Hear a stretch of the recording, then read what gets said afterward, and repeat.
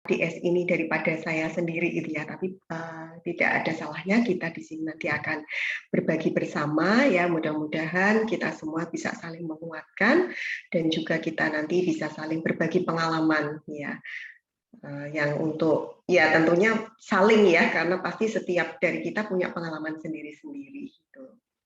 Ya, suara saya sudah terdengar jelas nggih, Mbak Dinda? Dengar jelas, Dokter. Iya, baik ya.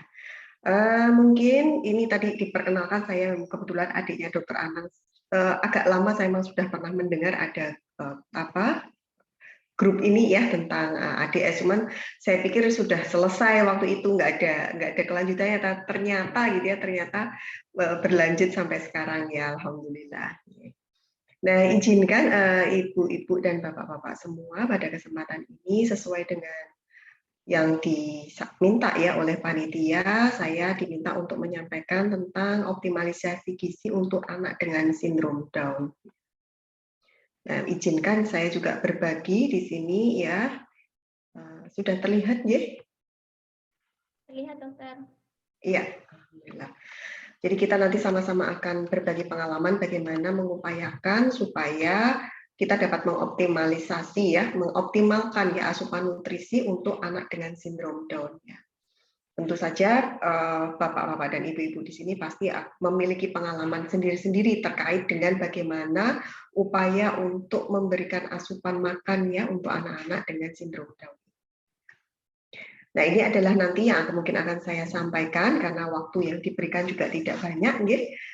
Ini beberapa yang mungkin nanti kita akan bahas ya, mulai dari bagaimana pertumbuhannya, kebutuhan gizinya, kemudian masalah pemberian makan dan beberapa masalah kesehatan serta penyesuaian diet ya pada anak dengan sindrom Down. Kita akan awali dari pertama ya, bahwasanya untuk pertumbuhan sendiri panjenengan semua saya yakin ya dari materi-materi yang sebelumnya ataupun dari ini ya tukar pendapat ya atau mungkin kulwab sebelumnya pasti sudah disampaikan bahwasanya memang pertumbuhan anak dengan sindrom Down ini pastinya berbeda gitu ya dengan anak-anak yang tidak memiliki sindrom Down.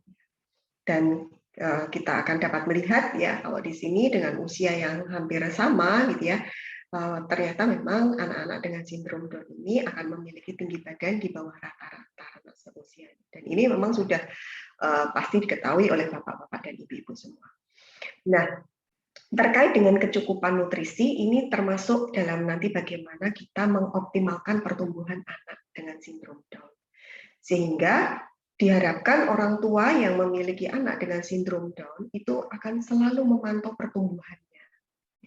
Tentu saja pemantauan untuk pertumbuhan anak sindrom Down ini berbeda gitu ya dengan yang tidak memiliki sindrom Down, sehingga memang kurva pertumbuhan anak dengan sindrom Down itu sendiri juga khusus gitu ya. Dan diharapkan kalau misalnya memang masih memiliki anak dengan sindrom Down, terutama masih masa-masa di bawah usia 20 tahun, memang sebaiknya betul-betul kita perhatikan kurva pertumbuhannya. Apalagi kalau yang masih balita ya, sehingga nanti dari sini kita akan melihat apakah pertumbuhan anak dengan sindrom Down ya ini sesuai dengan kurvanya. Ini adalah yang saya ambil dari CDC ya. Ini bisa menjadi salah satu ini ya kurva pertumbuhan yang bisa kita gunakan ya. Ini anak untuk usia 0 sampai 36 ya, sampai 2 tahun untuk laki-laki, kemudian yang ini yang untuk perempuan ya. Kemudian ada sendiri yang mulai dari usia 2 tahun sampai usia 20 tahun, baik untuk anak laki-laki ataupun untuk anak perempuan. Nah, nanti ketika melihat ya dari kurva pertumbuhan ini ya, yang misalnya seharusnya ya anak tersebut misalnya usia ini ya 8 tahun ya, ya secara berat badan ya, misalnya di sini mungkin maaf ya agak kurang jelas ya. Misalnya dia berada di 15 kg ya, artinya dia ada di titik ini yang saya sampaikan ya. Berarti dia ada di bawah ya, di bawah kurva ini, kurva yang persenti 5. Artinya bisa jadi nutrisi yang kita berikan ya untuk anak tersebut ya itu masih kurang, sehingga untuk mencapai pertumbuhan sesuai dengan kurva anak sindrom Down itu sendiri tidak bisa menyesuaikan. Jadi ini memang diharapkan orang tua nanti selalu memantau kurva pertumbuhan ini. Jadi jangan sampai misalnya anak dengan sindrom Down terus tidak pernah ditimbang berat badannya, kemudian tidak pernah diukur tinggi badannya, jangan sampai. Ya. Nah ini yang pertama harus kita perhatikan karena ya ini tadi salah satu parameter ya parameter kecukupan nutrisi ya dari anak dengan sindrom Down ini adalah ya ini tadi ketika mereka bisa berada dalam kurva pertumbuhan yang sesuai ya dengan kondisinya yaitu untuk yang anak sindrom Down. Kita tidak bisa memakai KMS ya seperti yang ada di posyandu Bu ya. Jadi kita memang tetap harus menggunakan kurva pertumbuhan yang khusus untuk anak-anak dengan sindrom Down. Nah, kemudian kebutuhan gizi anak dengan sindrom Down. Jadi secara umum ya sebenarnya kebutuhan jenis nutrisinya itu sama dengan anak-anak yang lain.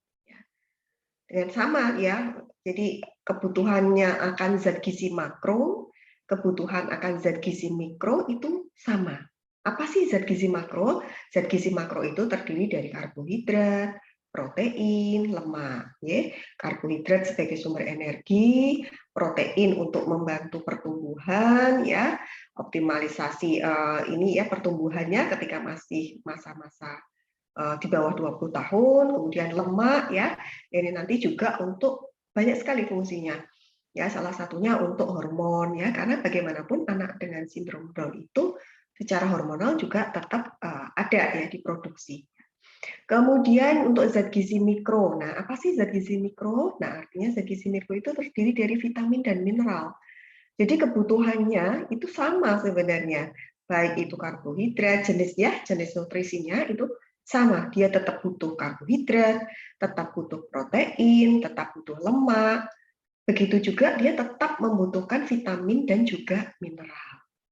Nah, ada yang sedikit membedakan dan ini ada di salah satu penelitian ya yang menyampaikan bahwa ternyata dari saat ketika dinilai ya kebutuhan energi basal, artinya energi yang dipakai untuk kebutuhan harian ya tanpa dia melakukan aktivitas itu ternyata lebih rendah dibandingkan dengan anak yang normal.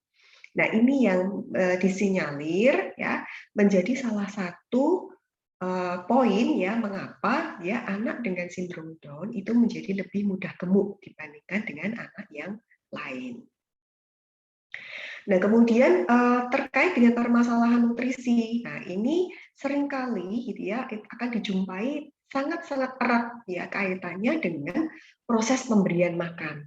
Mengapa ya? Karena pada anak sindrom Down kita tahu mereka ada gangguan neuromotor ya. Jadi antara persarafan ya, kemudian untuk ototnya itu ada gangguan. Ya. Jadi inilah yang nanti akan mengganggu bagaimana dia untuk proses mengunyah sampai menelan. Ya, koordinasinya juga ada gangguan. Nah, ini yang memang nanti akan sering dijumpai pada anak-anak dengan sindrom Down. Begitu juga nanti pada anak-anak dengan sindrom Down itu akan didapatkan adanya gangguan gigi gerigi. Nah, ini ya kebutuhan zat gizi sendiri ya, bagaimana jumlahnya, kebutuhan energi, kebutuhan protein, kebutuhan lemak, kebutuhan vitamin dan mineral itu sebenarnya sama ya, sesuai dengan usianya, sama dengan anak-anak yang normal. Hanya kalau untuk energi memang tadi disampaikan dari satu penelitian itu sedikit di bawah ya, sedikit di bawah dengan anak-anak yang tanpa sindrom Down. Untuk protein pun demikian. Ya, sampai kemudian kebutuhan vitamin dan mineral. Hanya sayangnya gitu ya, seringkali gitu ya, kebutuhan-kebutuhan ini tidak dapat terpenuhi.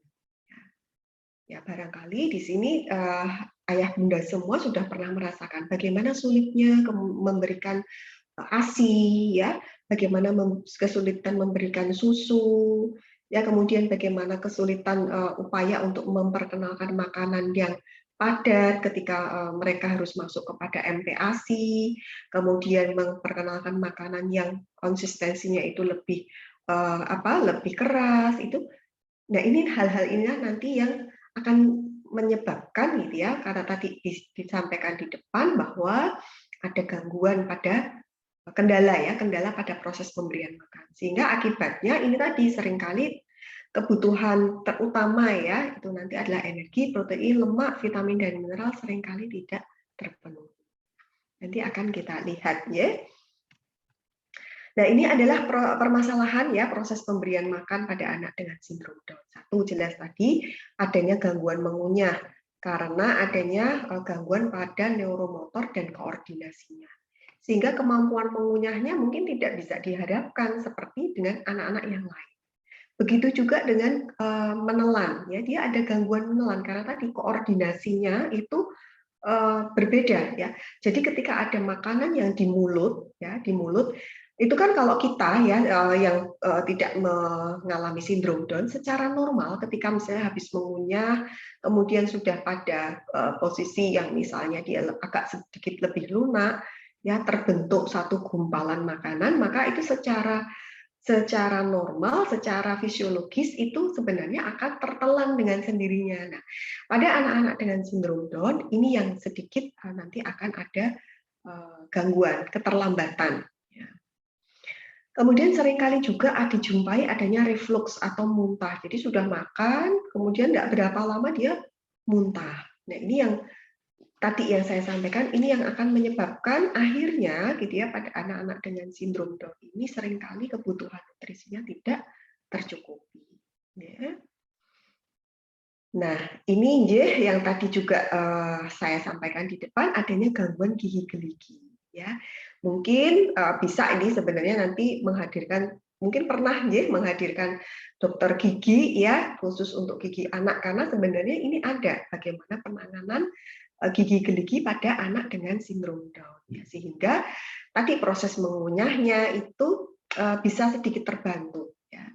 Dan ini juga sebenarnya kalau kita menyelesaikan permasalahan gigi geligi ini juga membantu sebenarnya orang tua untuk nantinya memperkenalkan makanan dalam konsistensi yang lebih padat. Nah, karena seringkali anak-anak dengan sindrom Down itu sulit ya untuk mengkonsumsi makanan dalam komposisi yang padat. Ya. Karena ya ini karena salah satunya adalah adanya gangguan gigi geligi. Yang kadang-kadang mungkin pada usia belasan itu sudah ada beberapa yang tanggal ya, sehingga nanti semakin sulit lagi ya untuk mengunyah. Nah, ini yang mungkin Bapak, Ibu atau Ayah Bunda perlu diperhatikan ya, karena ini semua nanti akan sangat-sangat mempengaruhi tadi asupan nutrisi ya, kecukupan nutrisi untuk anak dengan sindrom Down. Nah, ini dari satu penelitian ya, jadi ternyata ada penyebab ya, penyebab terlambatnya pemberian makanan yang reguler untuk anak-anak dengan sindrom Down. Ya. Jadi ternyata permasalahan utamanya adalah ini improper chewing ya. Jadi tadi tidak tepat ya, mengunyahnya itu nggak bisa optimal ya kemampuannya. Dan ini yang nanti akan ternyata 45% ya ini nanti akan sangat berperan ya ketika ayah bunda atau bapak ibu semua di sini akan memberikan konsistensi makanan kepada anak sindrom Down yang lebih padat. Misalnya tadinya cuma susu aja, mau dicoba ditambahkan misalnya naik menjadi bubur ya, ataupun ditambahkan dengan lauk misalnya ayam. Nah, itu karena adanya ini tadi ya proses mengunyah ya yang ternyata memang 45% ini memegang peran. Ya. Jadi tadi saya harapkan mungkin masalah gigi geligi yang salah satunya itu menyebabkan ya ini ya proses mengunyahnya itu tidak optimal, ini bisa diselesaikan.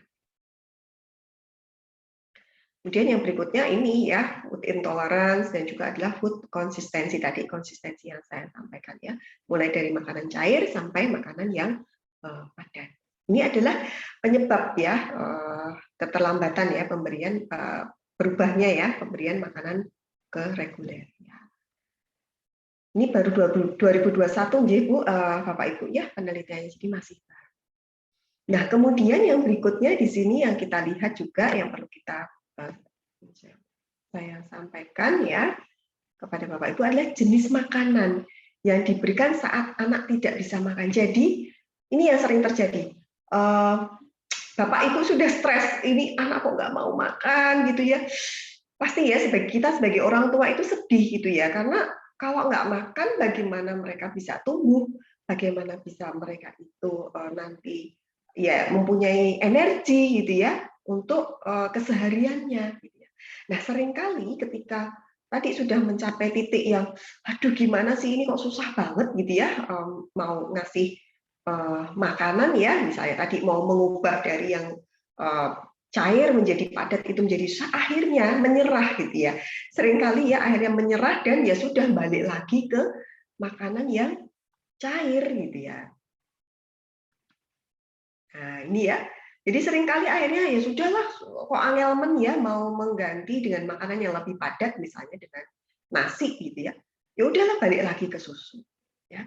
Kemudian bisa juga ini ke roti karena dia memang lebih lunak ya. Dan kalau misalnya semacam kue-kue atau mungkin biskuit itu kan di mulut itu lumer sendiri ya. Kadang-kadang orang tua seperti ini. Jadi ini hampir 46% memang mengandalkan ya, mengandalkan susu ketika anak nggak bisa makan atau susah makan ya udahlah dikasih susu aja. Ya, yang urutan yang kedua adalah roti dan juga penggantinya yang mirip ya, mirip dengan roti seperti biskuit. Nah, ini yang perlu kita ketahui bersama. Ya. Kemudian, nah ini makanan yang menyebabkan terlambatnya proses perubahan konsistensi, ya. Tadi kita, jadi hanya mengandalkan ini Bu, ya makanan-makanan yang di blender ataupun susu dan produknya, ya terutama susu di sini. Jadi tadi karena pengen singkat, praktis ya, ya sudah susah ya sudah di blender deh gitu ya. Kemudian langsung diberikan ya. Atau ya tadi kembali lagi ke susu ya. Nah, ini mungkin sebagai cerita saja, kebetulan saya juga mempunyai saudara gitu ya yang memiliki gangguan sindrom Down ini. Saat ini usianya sudah 35. Dan saat ini di usia yang 35 itu masih pakai ini blenderize gitu ya. Bahkan nggak sayur itu nggak bisa masuk gitu ya. Jadi memang hanya mengandalkan akhirnya itu adalah bubur nasi gitu ya. Dan juga susu. Susu itu pun dia kadang-kadang. Ini memang membutuhkan kesabaran, membutuhkan perjuangan ya dari ayah bunda dan bapak ibu untuk melatih ya melatih anak-anak dengan sindrom Down ini terkait dengan pemberian makannya. Nah ini ya dari rangkuman penelitian ya, jadi asupan makan anak sindrom Down itu diambil datanya, dicatat gitu ya harian gitu ya. Nah, ternyata di sini ada nih ya bagaimana proteinnya dilihat, kemudian kalorinya, seratnya, kolesterolnya, lemak jenuh dan sebagainya itu dirinci. Nah, sebagai kesimpulan ternyata anak-anak dengan sindrom Down itu asupan makannya ada yang kurang. Dari jenis nutrisi yang apa? Yang satu pertama adalah serat. Jadi asupan serat untuk anak-anak dengan sindrom Down itu jauh di bawah yang seharusnya. Dan ini memang saya kebetulan saya mengamati juga pada saudara saya tersebut, akhirnya buang air besar itu tidak bisa setiap hari. Kadang-kadang gitu ya 4 hari sekali, kadang-kadang bisa seminggu sekali. Ya. Ini yang pertama. Jadi asupan serat pada anak dengan sindrom Down itu jauh di bawah yang seharusnya. Kemudian yang kedua ya vitamin ya yang sering kali itu jauh ya konsumsinya pada anak sindrom Down ini adalah konsumsi folat. Karena memang folat ini nanti akan banyak ditemukan pada jenis kacang-kacangan, ya daging, ya. Ini juga ternyata sedikit di bawah nilai yang seharusnya, ya, yang dikonsumsi. Kemudian yang berikutnya adalah zinc. Nah, zinc ini juga ternyata untuk anak-anak sindrom Down itu asupannya juga kurang. Padahal ya salah satu peranan zinc ya itu adalah untuk katalisator enzim. Dan juga dia membantu untuk pertumbuhan. Tadi ya kita ketahui bahwa anak dengan sindrom Down itu secara itu memang tinggi badannya itu sudah di bawah rata-rata, apalagi kalau dia kekurangan zinc, maka akan semakin jauh gitu ya pertumbuhannya di bawah dengan anak-anak yang lain. Kemudian asupan makan yang kurang juga adalah dari kalsium, terutama ini adalah kalau tidak menggunakan susu. Tadi hanya menggunakan yang makanan-makanan yang di blender ya, atau mungkin bubur yang benar-benar yang ya mungkin agak semi-semi cair gitu ya. Nah ini ternyata yang memberikan pengaruh pada anak sindrom Down sehingga dia kekurangan untuk kalsiumnya. Ini ya, jadi dari rangkuman penelitian ini adalah yang kurang. Nah ternyata ada juga nih yang lebih. Ternyata asupan makanan yang berlebih itu satu ya adalah jenis protein. Nah protein ini bisa didapatkan ya misalnya dari lauk yang tadi di blender ya atau kemudian dari susu ya ini ternyata sedikit berlebih kalau dinilai dari jumlah proteinnya ya. Kemudian yang berlebih juga adalah kolesterol ya, jadi yang perlu kita perhatikan juga ternyata asupan kolesterol rata-rata pada anak dengan sindrom Down itu lebih tinggi. Demikian juga adalah dengan lemak jenuh yang lain serta adalah asupan garam. Ya, ini yang perlu diperhatikan oleh ayah bunda semua, bapak ibu di sini semuanya. Mana yang kurang, mana yang berlebih. Ya, yang kurang harus ditambah, yang berlebih nanti kita harus kontrol atau dibatasi. Nah, kemudian kita akan lanjut ya, kita lanjut pada beberapa kondisi ya yang terkait dengan kesehatan yang sering dijumpai dengan anak sindrom Down dan bagaimana nanti secara nutrisi kita mencoba untuk mengatasinya. Yang pertama ya di sini ada sekian banyak ya pada anak sindrom Down seringkali memang berada pada kondisi overweight atau obesitas, kemudian ada diabetes, penyakit celiak, konstipasi, ya gangguan tiroid dan juga adalah gastroesophageal reflux disease, jadi GERD ya. Yang pertama ya, jadi untuk overweight, kasus overweight atau obesitas. Ya, ini harus menjadi perhatian pada anak-anak dengan sindrom Down karena ternyata dari data itu didapatkan sekitar 15-26% anak dengan sindrom Down itu pada kondisi status gizi overweight atau obesitas. Nah, kondisi ini perlu mendapatkan ya penanganan yang komprehensif terkait nanti dengan pengaturan asupan nutrisi dan juga adalah program aktivitas fisik. Ya, ini yang kadang-kadang mungkin belum terlalu difokuskan ya bagaimana kita membuat satu program aktivitas fisik. Ya, saya berharap sih mungkin di Potat sudah ada klub ya, mungkin di satu kota ya ada klub untuk anak-anak ini ya, anak-anak ADS ini ya, sehingga mereka satu saat itu bisa berkumpul ya kan, karena biasanya kan mereka berkumpulnya rata-rata di sekolah ya, mungkin masuk sekolah di sekolah luar biasa tersebut ya. Ada kemudian di sana ada program aktivitas fisik, tetapi di luar itu bisa ditambahkan. Termasuk juga adalah bagaimana nanti kita mengatur gitu ya asupan nutrisi, terutama pada yang anak-anak ADS dengan yang overweight atau obesitas. Mengapa ya ADS ini menjadi lebih mudah untuk overweight atau obesitas? Karena memang tadi tonus massa ya, jadi massa ototnya itu memang melemah ya, jadi tidak sekencang, tidak sekuat dari anak-anak yang tidak sindrom Down ya. Karena tadi terkait dengan gangguan neuromotornya ya. Nah, kondisi ini memang nanti akan berakibat bahwa anak-anak ini akan lebih mudah mengalami penumpukan massa lemak ya. Jadi ketika dia makannya itu memang lebih tinggi lemak tadi ya, kolesterol ataupun lemak jenuhnya juga sudah berlebih, ditambahkan mungkin nanti dari tambahan jumlah energi yang didapatkan itu juga berlebih. Nah, ini nanti akan ditumpuk di badan itu dalam bentuk lemak. Nah, kondisi ini tidak diharapkan karena kondisi overweight atau obesitas pada anak-anak dengan sindrom Down itu nanti akan berisiko memunculkan yang namanya diabetes dan juga adalah penyakit kardiovaskuler ketika mereka sudah mencapai usia dewasa. Nah, ini juga kondisi overweight atau obesitas pada anak dengan sindrom Down ini juga bisa disebabkan karena adanya gangguan pada tiroid yang jenisnya adalah yang hipotiroid. Nah, bagaimana mengupayakan ya untuk dari sisi gizi atau nutrisinya? Yang pertama adalah kalau sudah ada kondisi overweight atau obesitas, maka makan itu harus dengan pola frekuensi sering, tetapi porsinya kecil. Ya, jadi mungkin bisa 5-6 kali makan ya waktu makan ya, dan itu porsinya dibagi ya. Jadi bisa 3 kali makan ya, 3 kali snacking ya. Itu bisa nanti sedikit banyak akan mengurangi risiko untuk terjadi obesitas atau overweight ini. Ya. Kemudian yang kedua, biasakan ya untuk menghindari atau mengatasi masalah overweight atau obesitas ini adalah membiasakan makan aneka macam buah, sayur, ya. Kemudian biji-bijian ya. Ini misalnya itu seperti sereal atau oat.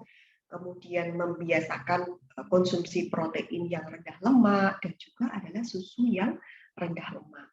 Ini merupakan salah satu upaya untuk mencegah terjadinya overweight atau obesitas, ataupun untuk menurunkan berat badan.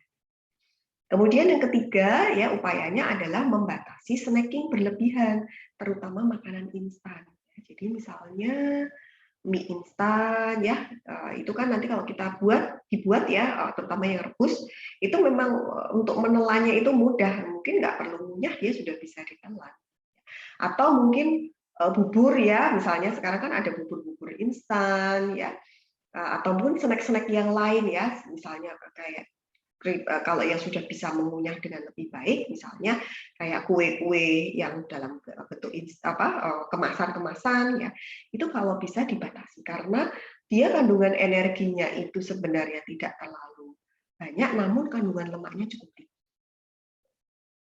Kemudian yang berikutnya adalah harus cukup minum air putih. Nah, ini yang kadang-kadang nyun sewu ya, ayah bunda atau bapak ibu di sini mungkin ada yang belum memperhatikan kecukupan untuk minum keseharian. Dan upayakan ini juga nanti adalah mengurangi minuman yang manis. Ya, baik itu dalam bentuk teh, bentuk kopi ya, ataupun ada sirup ya, ataupun minuman-minuman kekinian seperti sekarang itu ada Thai tea, ada boba ya, sebisa mungkin sebenarnya itu tidak diperkenalkan kepada ADS. Kemudian untuk penanganan overweight atau obesitas, mau tidak mau anak harus diajak untuk beraktivitas minimal 15-30 menit per hari. Kemudian yang bisa kita lakukan juga ya dalam rangka tadi ya membiasakan makan aneka macam makanan ya, baik itu buah, sayur ataupun makanan yang lain, maka ADS ini bisa diajak dalam proses memasak di rumah. Jadi sambil memperkenalkan ya, kalau mereka memang bisa tentunya ya, karena kan derajatnya berbeda-beda ya. Jadi kalau mereka mampu dan mereka bisa, kita ajak dalam proses tersebut sehingga dia mengenal ya berbagai jenis bahan makanan dan ini gitu ya. Karena mereka sebenarnya tetap bisa belajar kok walaupun mungkin prosesnya itu akan lebih lama. Ini adalah kasus yang pertama ya, yang bisa kita jumpai ya pada anak-anak ADS. Kemudian yang berikutnya adalah diabetes. Nah, ini sebenarnya memang fokus ya di dokter anak juga ya, karena beliau kan ada di endokrin ya untuk anak. Nah, kalau pada anak yang ADS ini yang akan sering dijumpai sebenarnya adalah diabetes tipe 1. Ya, ini tanda tanyanya, monggo nanti bisa mungkin ini secara garis besar seperti ini ya. Ada peningkatan rasa haus, dia sering kencing, penurunan berat badan yang tidak disengaja. Jadi artinya orang tua itu tidak mengurangi makan, tapi kok anaknya berat badannya lama-lama turun. Ini yang harus kita perhatikan. Kemudian adanya rasa lemas atau rasa lelah yang ekstrim. Dan pada anak yang sindrom Down ini juga bisa sebenarnya kita jumpai diabetes yang tipe 2. Kalau yang tipe 1 itu kan memang bawaan ya dari ketika mereka lahir, jadi kemampuan pankreas untuk membentuk insulin itu memang sudah tidak optimal. Ya. Kalau yang diabetes tipe 2 biasanya dia akan muncul nanti setelah usia-usia dewasa. Nah, ini untuk penanganannya yang pertama mau tidak mau harus dengan obat. Kemudian yang kedua harus diatur makannya. Apa yang harus diperhatikan pada anak sindrom Down dengan diabetes ini, yaitu harus mengurangi konsumsi karbohidrat sederhana. Contohnya apa? Yaitu gula, sirup, tepung, dan mie. Kemudian yang bisa kita lakukan juga kalau memang ada ADS dengan diabetes ini adalah harus mau tidak mau ya itu menambah asupan serat. Kalau dia tidak bisa mengunyah ya dengan baik, maka masih bisa disajikan gitu ya dalam bentuk yang di jus ya atau di blender ya. Namun jangan disaring sehingga serat yang kecil-kecil yang sudah terpotong-potong dengan proses tadi ya, pemutaran tadi itu tetap masuk.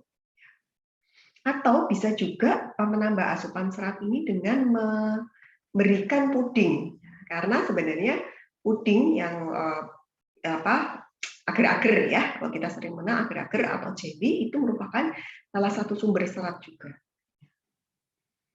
Ini adalah kondisi kedua yang mungkin bisa kita jumpai dan bagaimana supaya kita bisa memberikan nutrisi yang tepat ya pada kondisi ini. Kemudian yang berikutnya adalah penyakit celiak. Nah, ternyata gitu ya, insiden penyakit celiak pada anak sindrom Down ini lumayan juga ya, sekitar 7% sampai 16%.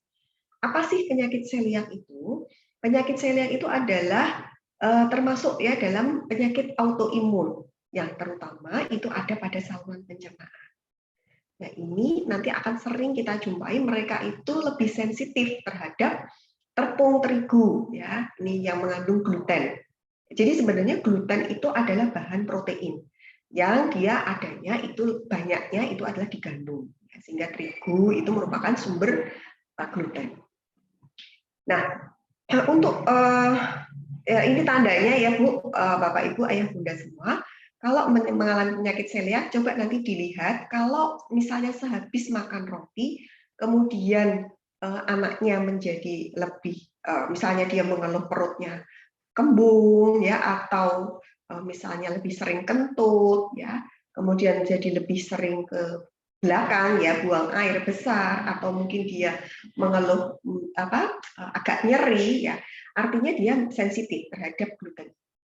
Sehingga mau tidak mau asupan bahan makanan yang mengandung gluten itu harus betul-betul dikontrol. Ini kalau barley ya, contohnya itu kalau barley tidak ada di sini ya, biasanya ini orang luar negeri ya, yang masih menggunakan barley ini sebagai salah satu sumber makanan. Kalau di kita yang sering adalah gandum. Nah, kalau terlalu sensitif, tadi misalnya begitu makan, dia langsung nyeri perutnya, ya, itu artinya betul-betul dia harus gluten free, ya. Jadi tidak bisa lagi menggunakan bahan makanan yang mengandung gluten. Ya, ini adalah penyakit celiak yang bisa kita jumpai pada ADS. Kemudian berikutnya, ini tadi saya sempat bercerita ya di depan ya, kebetulan saudara saya ini sering mengalami kondisi ini. Jadi konstipasi, ya, susah untuk buang air besar. Ini memang seringkali ya sebenarnya memang wajar, bisa dalam tanda petik ya.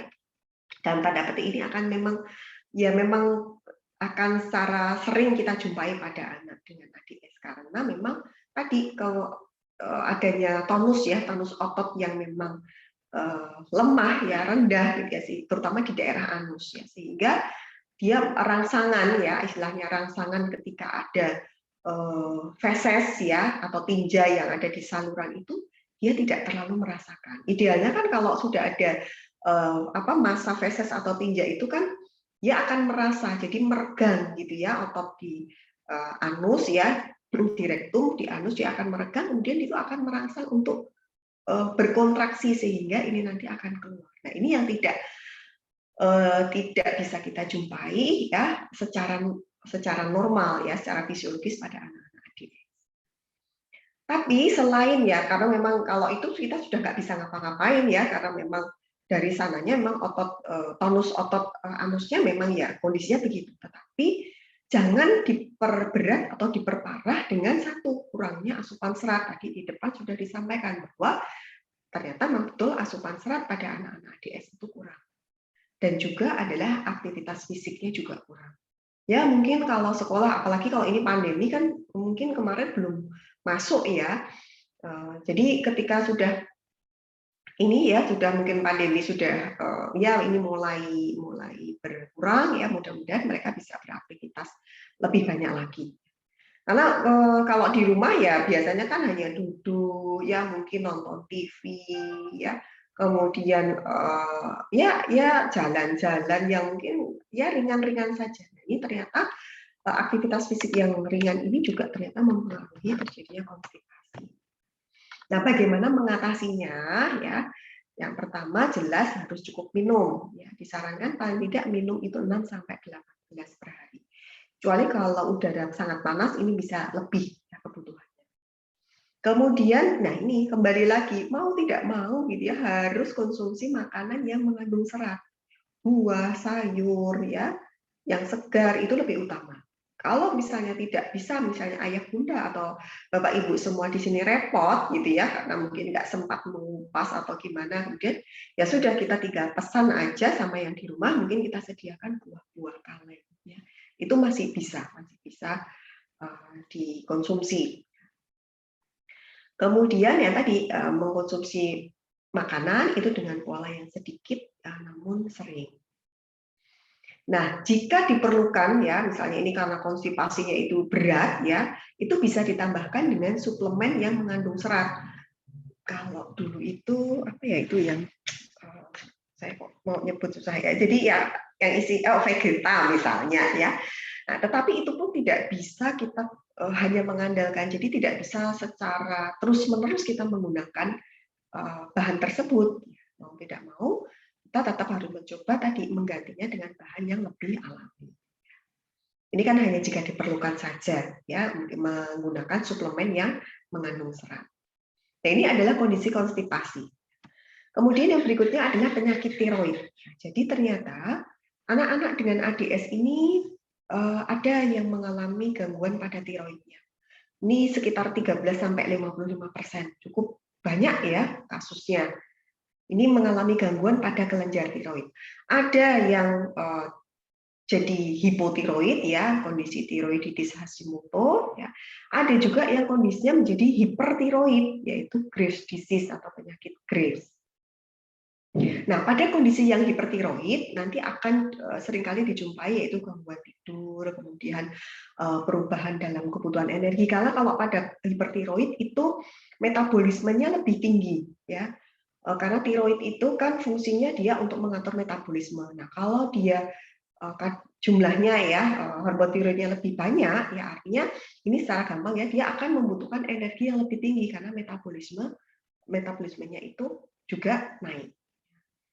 Kemudian pada anak-anak dengan hipertiroid ini juga tadi bisa salah satu tandanya adalah dia ada penurunan berat badan yang tidak diharapkan. Mengapa? Karena tadi mungkin kita ngasih makannya porsinya sama, karena kita tidak menyadari bahwa si anak ini mengalami yang namanya hipertiroid, sehingga jumlah energi yang diberikan di bawah yang harusnya dia butuhkan. Nah, ini yang menyebabkan terjadinya penurunan berat badan yang tidak diharapkan.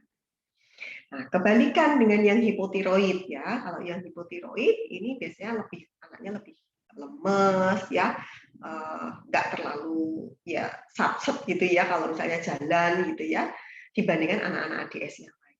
Kemudian seringkali dia merasa kedinginan ya, dan juga di sini ada kenaikan berat badan yang nggak diinginkan karena apa, metabolismenya kalau pada anak-anak yang hipotiroid ini rendah. Nah, ketika kita memberikan porsi makan yang sama gitu ya, nah itu sudah berlebihan bagi anak tersebut. Ini yang menyebabkan terjadinya kenaikan berat badan yang tidak diinginkan. Pada kondisi ini apa yang harus kita optimalkan pada kondisi adanya penyakit tiroid? Kita harus mencukupi kebutuhan vitamin D, yodium, selenium, dan vitamin B12. Kita akan lihat ya, ini adalah sumber vitamin D paling utama itu adalah dari sinar matahari. Jadi 80% ya, 80% vitamin D kita itu diperoleh dari paparan dengan sinar matahari. Jadi upayakan anak-anak ADS ini tetap mendapatkan paparan sinar matahari ya, terutama pagi supaya tadi bisa terbentuk vitamin D secara alami ya, nanti sinar matahari kena di kulit ya, di sini dia nanti akan mengubah provitamin D menjadi vitamin D. Nah, ini yang diperlukan. Jadi 80% vitamin D itu bisa kita dapatkan dari berjemur. Cukup kalau dari panduannya yang dibuat oleh dokter kulit ya, Persatuan Dokter Kulit, untuk berjemur ini bisa untuk mencukupi kebutuhan vitamin D ya, itu adalah sekitar 5-15 menit. Ya, 1 minggu itu sekitar 2-3 kali. Ya, jadi sebenarnya nggak perlu setiap hari juga gitu ya. Misalnya seminggu 2 kali itu sudah cukup. Misalnya 5-10 menit. Ya. Ini upaya untuk memenuhi vitamin D. Kemudian yang berikutnya ini salah sumbernya makanan. Ini akan memenuhi 20% dari kebutuhan vitamin D. Ini adalah sumber-sumber yang bisa kita berikan. Hanya sayang gitu ya, ketika nanti anak ADS ini mengalami kesulitan tadi mengunyah, kemudian kesulitan menelan, maka sumber-sumber makanan ini harus kita buat konsistensinya menjadi lebih lunak dan mudah untuk ditelan. Ini adalah sumber vitamin D. Kemudian yang berikutnya selenium. Nah, selenium ini juga penting, terutama tadi pada anak-anak pada ADS dengan gangguan tiroid. Nah, ini adalah jenis-jenis makanannya. Bisa dari kacang-kacangan, ikan, ya, daging, telur, dan juga biji bunga matahari.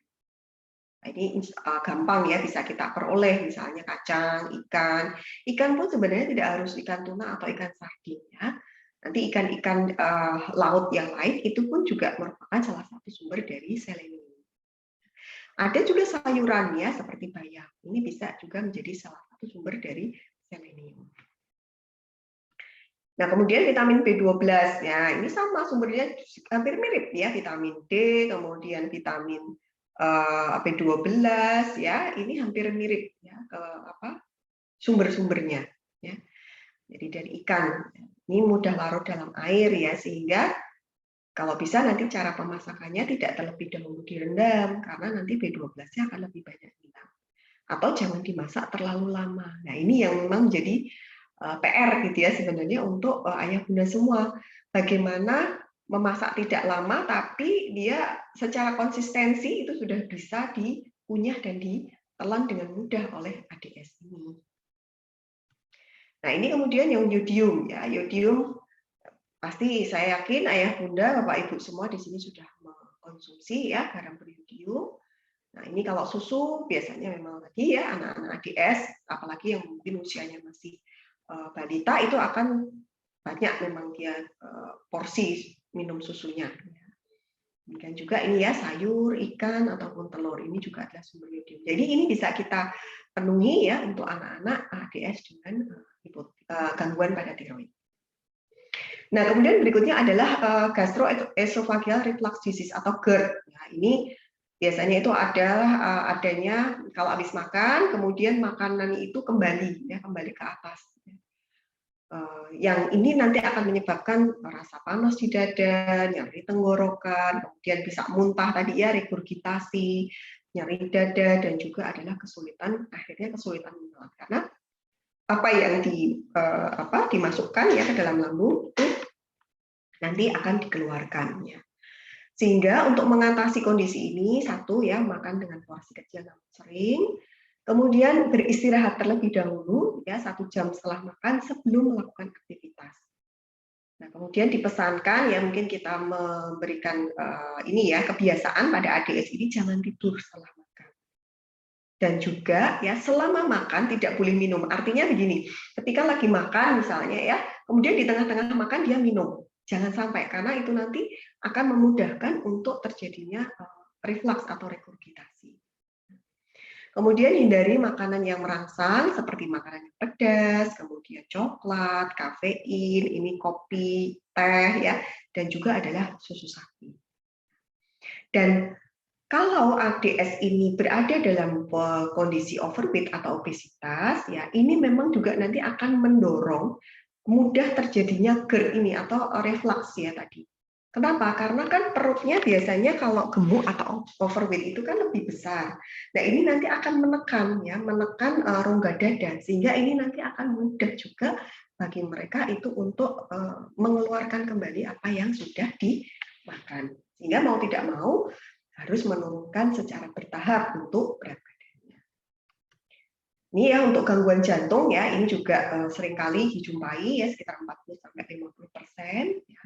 Nah, kalau ada gangguan jantung, maka kalau gangguan jantungnya itu bawaannya itu berat dan nantinya ada istilahnya program ya untuk dioperasi karena misalnya gangguan pada katupnya, ya itu kan biasanya dokter akan mematok berat badan minimal yang harus dipenuhi untuk bisa dilakukan operasi. Nah, ini nanti ya kalau misalnya memang ada kesulitan untuk misalnya kalau masih bayi dia kesulitan untuk menyusu ya, atau misalnya kalau sudah nggak bayi ya misalnya di atas 1 tahun dia kesulitan untuk makan, ini perlu mendapatkan tambahan nutrisi melalui selang makanan ya. Jadi selang makanan itu untuk membantu tetap diberikan secara oral ya lewat mulut ya, tetapi untuk memastikan kecukupan ya jumlah nutrisi yang masuk itu bisa ditambahkan selang makanan. Bisa lewat hidung ya, terutama lewat hidung kalau dia masih pakai bisa konsumsi secara per oral ya, selang makannya itu dipasangnya di hidung. Ya. Dan upayakan kalau anak-anak dengan gangguan jantung ini selalu mengkonsumsi sayur dan buah. Ya. Karena ini merupakan sumber serat dan juga adalah vitamin dan mineral. Ya.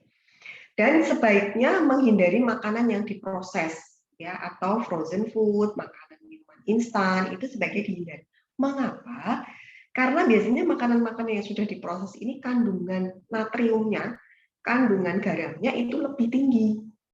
Karena pengawetnya itu mungkin nanti ayah bunda ya bapak ibu di sini bisa lihat biasanya makanan instan atau minuman instan itu pengawetnya pasti ada natrium, belakangnya mungkin bisa benzoat, bisa natrium sitrat ya, natrium nitrit ya, itu natrium. Nah, ini yang harus dikurangi pada anak-anak ADS dengan gangguan jantung.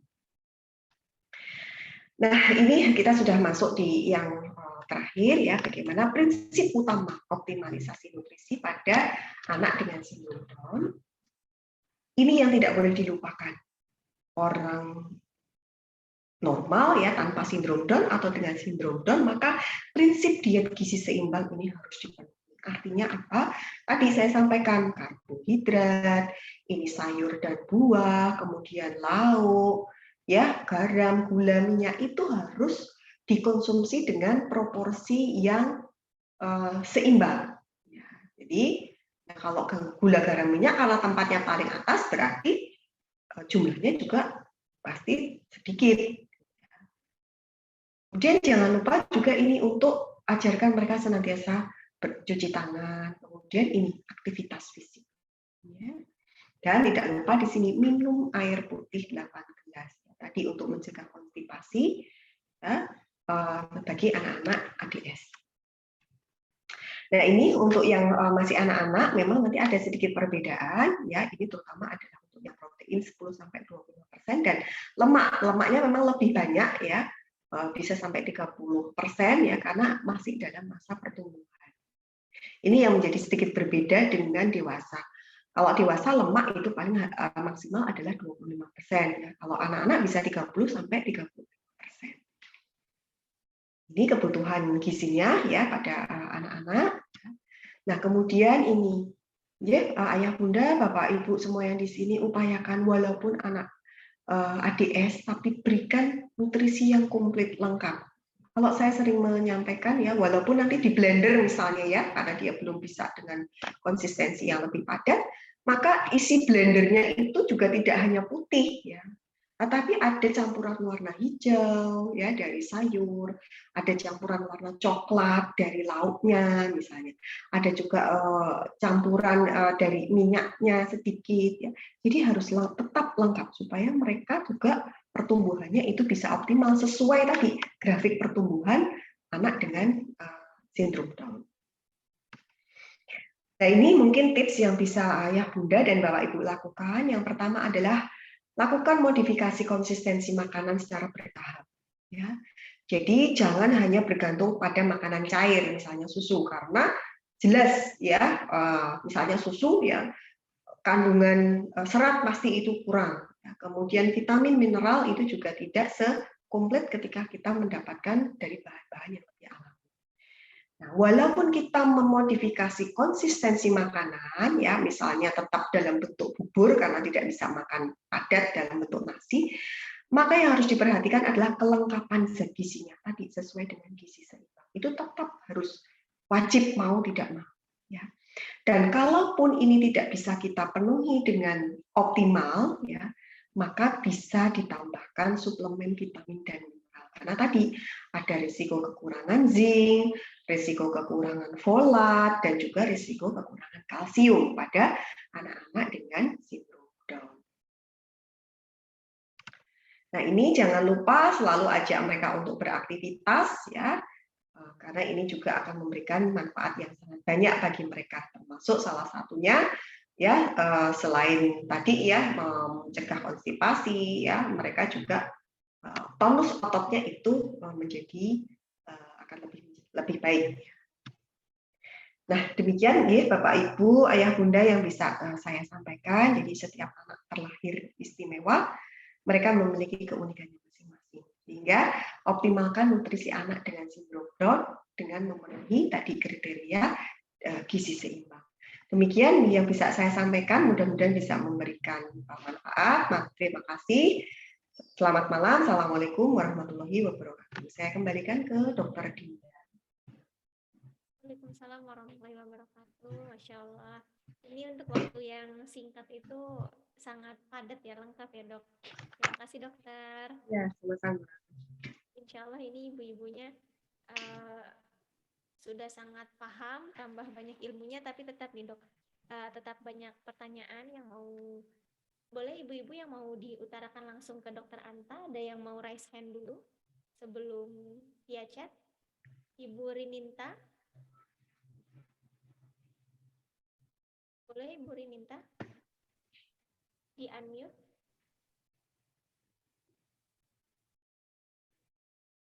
Wabarakatuh. Ya. Waalaikumsalam, ya Bu. Dokter, sangat berguna sekali, bermanfaat sekali ilmunya.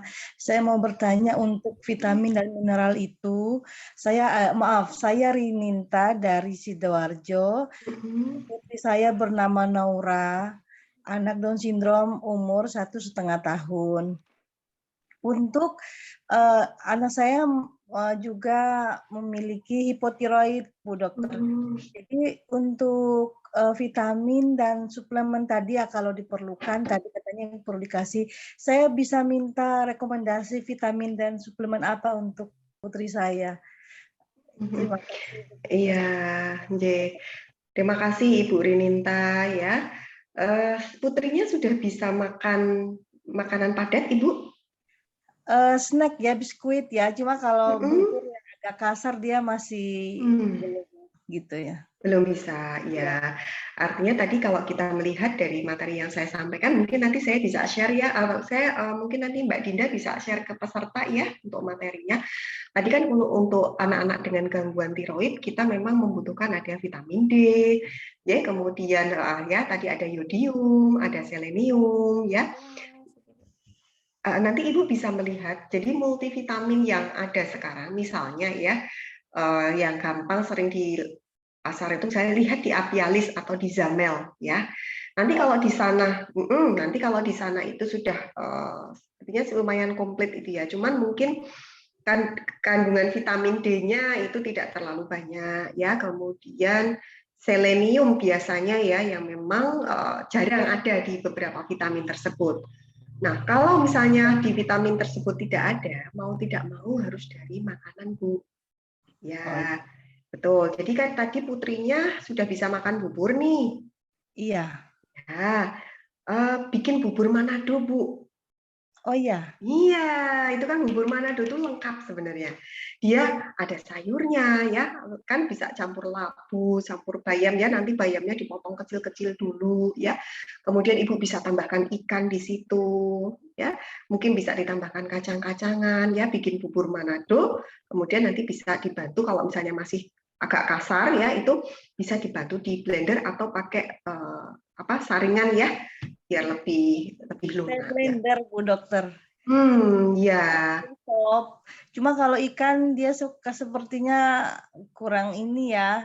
Saya biasa pakai lagi atau ayam itu. Cuma saya harus coba, ternyata tadi banyak harus ikan ya, banyak yang terdapat vitamin dari ikan. Iya, betul. Kalau Ibu misalnya khawatir kalau mau mencoba ikan laut ya, misalnya cocok enggak ini ya, coba ikan tawar dulu.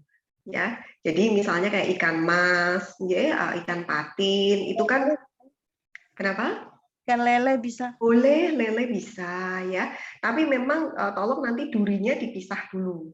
Iya. Ya, betul. Jadi nanti bisa dicampurkan, dan untuk mengurangi bau amis ya, kadang-kadang mungkin nggak suka itu kan kadang baunya. Ibu bisa menambahkan bumbu yang kuat ya. Jadi misalnya kunyitnya agak banyak ya, ketumbarnya agak banyak. Itu untuk apa ya, mengkamuflase ya tadi rasa amis atau bau amisnya. Oke, iya terima kasih Bu Dokter ya. Iya, sama-sama Ibu. Assalamualaikum warahmatullahi. Waalaikumsalam. Terima kasih Bu Rininta, sepertinya jawabannya sudah sangat jelas ya Bu. Terima kasih dokter. Selanjutnya ada yang mau raise hand lagi. Ini dipersilakan sampai 3 raise hand dulu sebelum saya bacakan chatnya. Kalau nggak ada, izin saya bacakan via chat nih. Ya. Izin dok, ini yang pertama ada Ibu Tri, ada di Ningsih. Anaknya Ibrahim usia 2 tahun 10 bulan. Ini sama dengan Ibu Lisnawati dok, usia anaknya ADS 15 bulan. Masalahnya sama, ini meski leher belum tegak tapi sudah bisa makan nasi. Anak beliau sudah bisa makan nasi seperti anak umumnya, tapi untuk minum air putih masih banyak, belum bisa banyak gitu dok karena tersendat. Jadi sementara ini sambil minum susu pakai dot juga masih ASI. Bagaimana kebutuhan air putih untuk ADS-nya dok? Itu karena ini AD sama dok dengan Bu Lisnawati juga. Baik, ya terima kasih Ibu Tri ya dan Ibu Lisna ya.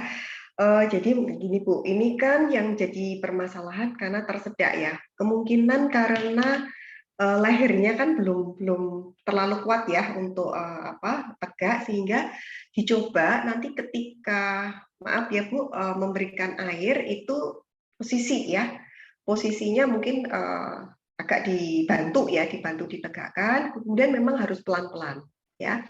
Jadi jangan istilahnya buru-buru ya, atau pakai dot enggak apa-apa air putihnya ya. Nah, ini kan masih ASI ya, 2 tahun 10 bulan ya. Kalau saya sarankan ya, karena ini sudah 2 tahun, untuk ASI-nya ya, mungkin produksi ASI Ibu juga mungkin tidak sebanyak dulu lagi gitu ya, karena mungkin sudah 2 tahun 10 bulan nih, hampir lebih dari 2,5 tahun ya. Nah, pastikan produksi ASI-nya itu masih bagus ya, masih jumlahnya juga masih banyak ya. Nah, ini kan berarti masih netek ya. Nah, kalau mau air putihnya itu bisa pakai dot, Bu. Ya, jadi begini, kalau tadi 6 sampai 8 gelas per hari ya. Ini kan total ya untuk air ya. Jadi air. Jadi misalnya susu kalau ASI mungkin kita tidak menghitung ya, karena kita tidak bisa menakar berapa volumenya. Tapi kalau yang dot ya, misalnya dot susunya misalnya dia 4 kali ya, 4 kali gelas itu kan sekitar 200 sampai 250 cc ya. Jadi kalau dotnya 4 kali kita hitung aja, berarti dia kebutuhan airnya ya masih kurang 2 sampai 4 gelas gitu. Nah, ini nanti tergantung sekali minum dotnya berapa cc. Kalau sekali minum dia sudah 200 cc ya berarti dia sudah memenuhi kebutuhan cairannya sekitar 800 ya, 800 cc. Artinya sisanya bisa kita berikan air putih pakai dot enggak masalah. Ya. Begitu ya Bu Tri dan Bu Lisna yang bisa saya jawab untuk Ibu ya.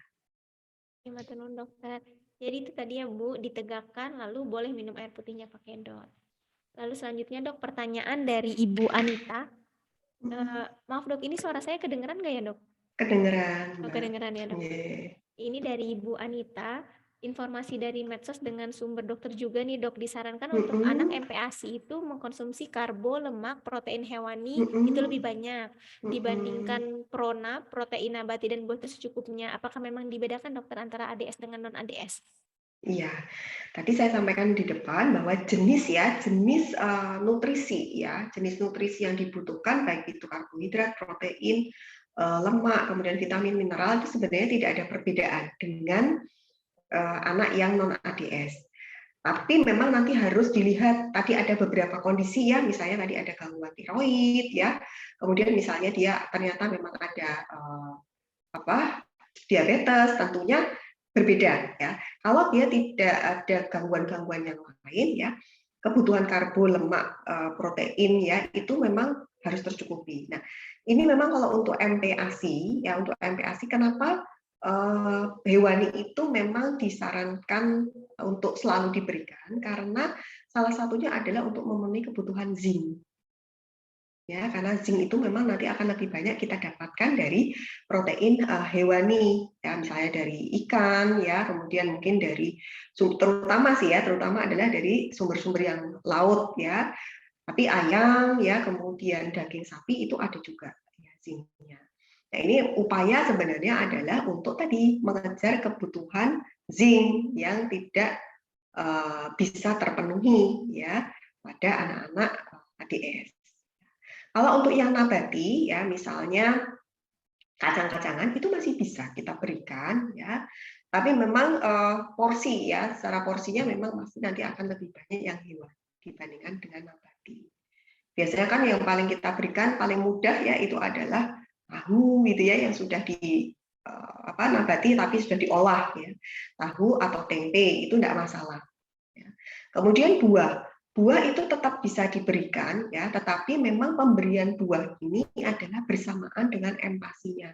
Jadi tidak diberikan untuk snack, ya. Seringkali kan buahnya itu disendirikan, gitu ya, di lain waktu, ya, misalnya di jam makan berikutnya. Upayakan buah ini nanti juga masuk ke dalam tadi satu waktu makan dengan MPASI yang diberikan. Mungkin memang jumlahnya tidak akan bisa banyak. Tetapi ini sebenarnya sudah cukup untuk memperkenalkan tadi keanekaragaman makanan pada anak ADS. Karena ini sangat penting sekali. Ya, yang tadi, ya, kalau tidak dibiasakan ketika sudah besar itu akhirnya cenderungnya itu banyak karbo saja dan juga lemak yang dikonsumsi. Begitu Bu Anita, ya. Ya, ini untuk Ibu Kasmiati, ini nanti ya Bu ya, kalau untuk masalah leher belum bisa tegak, itu mungkin nanti sama dokter anak bagian tumbuh kembang ya Bu ya. Nah, selanjutnya ini ke Ibu Rizka Puspita, ADS-nya Alisa, umur 1 tahun 10 bulan, dok BB 9,7, tidak sesuai dengan kurva, tapi sudah bisa jalan. Lalu makan disarankan 2 setiap makan, susu dan lain-lain. Lalu makanan apa yang bisa ditambahkan dok agar berat badannya bisa sesuai kurva? Maksudnya biar tambah berat badan berarti itu ya dok? Iya. Nah, ini Ibu 9,7 ya beratnya, ya, ini masih kurang sedikit, ya, masih kurang sedikit. Ini coba Ibu nanti kalau Ibu mau dibuat istilahnya diary, ya, jadi catatan harian dulu, ya. Jadi sebenarnya berapa jumlah yang Ibu berikan, nanti mungkin bisa Ibu setelah Ibu bikin catatan nanti bisa ke konsultasi lebih lanjut ke saya, ya. Jadi nanti saya hitungkan, gitu ya, dari usia 1 tahun 10 bulan dengan berat 9,7, dari catatan makan yang Ibu berikan, misalnya pagi Ibu memberikan nasi 3 sendok makan, misalnya plus misalnya tahunya kira-kira 1 potong kecil, misalnya. Nah, itu nanti harus saya hitung terlebih dahulu. Kalau memang kecukupan energinya yaitu masih di bawah yang seharusnya, artinya harus ditambah. Mana ini yang ditambah, gitu ya? Karena kan ini sebenarnya Ibu sudah diminta untuk menambah lauk, ya. Nah, jadi double, ya, istilahnya lauknya itu double pada setiap kali makan. Double itu berapa, gitu ya? Misalnya 10 graman jumlahnya 2 atau 50 graman jumlahnya 2. Nah, ini yang perlu kita rinci terlebih dahulu. Jadi monggo Ibu Rizka, ya, mungkin bisa membuat catatan, ya, sehari, ya Bu, 24 jam, nanti bisa saya lihat terlebih dahulu, oh ini ternyata misalnya harusnya itu sekitar 1.300 kalori, ternyata baru 1.000, artinya masih harus tambah 300 lagi. Nah, dari mana yang perlu ditambah nanti bisa dicari celah-celahnya dari catatan harian makanan yang dibuat oleh Ibu. Begitu Dokter Dinda.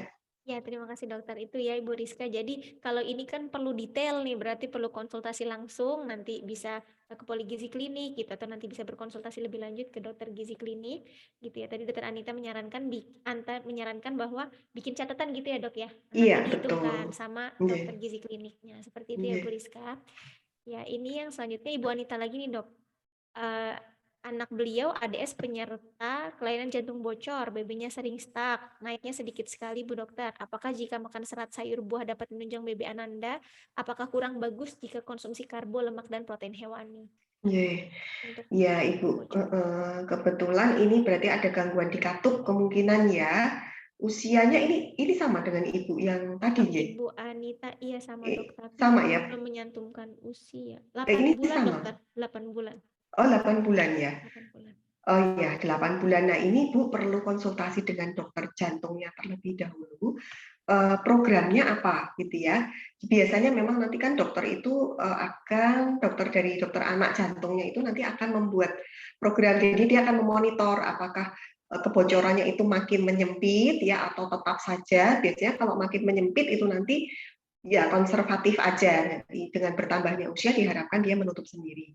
Tetapi kalau memang kebocorannya itu menetap atau justru makin besar, biasanya nanti akan ada program lanjutan. Nah, nanti perlu ditanyakan ya lebih lanjut kalau memang ada program lanjutan, berarti kita harus mengejar Bu berat badannya. Ini kan seringkali stuck ya dan naiknya sedikit sekali. Nah, atau kalau misalnya memang ada perbaikan ya kondisi dari kebocorannya, nah sama ini tadi seperti dengan yang sebelumnya, perlu dinilai terlebih dahulu berapa sebenarnya yang sudah dikonsumsi oleh putra ibu. Gitu ya. Apakah sudah cukup ya energinya, kecukupan energi, kemudian kecukupan karbohidrat, protein, lemak, vitamin, mineralnya sudah cukup atau belum. Nah kalau belum berarti itu harus ditambah.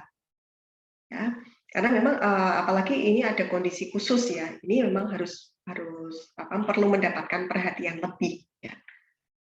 Mungkin ngaten gitu dokter Dinda ya, nanti bisa Ibu Anita bisa berkonsultasi lebih lanjut ya. Ibu ada di kota mana ya? Ini tadi yang sebelumnya Bu siapa namanya? Ibu Anita ini di kota mana Ibu Anita? Di sini belum tercantum. Belum ya. Kalau yang sebelumnya yang Bu Rizka tadi, nggih.